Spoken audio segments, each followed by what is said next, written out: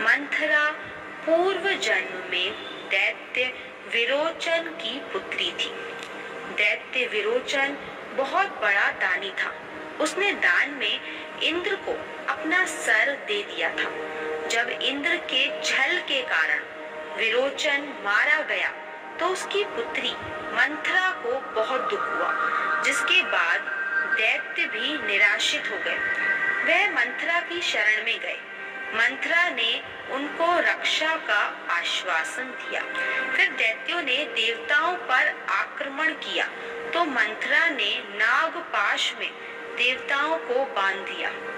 इंद्र किसी प्रकार से बच गए और वे भगवान विष्णु की शरण में चले गए।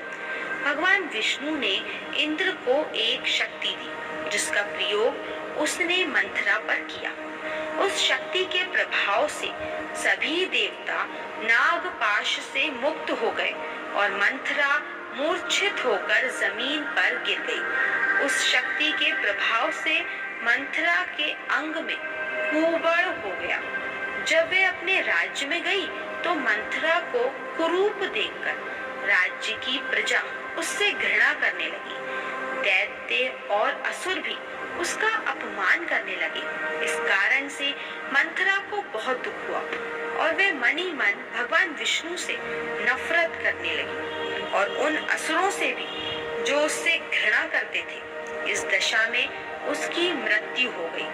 दूसरे जन्म में वह केकई की दासी बनी, परंतु इस जन्म में भी वह कुबड़ी ही पैदा हुई। इस जन्म में भी वह अपने पूर्व जन्म के संस्कारों के कारण उसके मन में भगवान विष्णु के लिए शत्रुता थी और वह असुरों से भी नफरत करती थी। इसी कारण से उसके द्वारा ऐसा कार्य किया गया कि राम, जो कि भगवान विष्णु के अवतार थे, उन्हें वनवास हुआ और वनवास के दौरान उन्होंने असुरों व राक्षसों का नाश किया।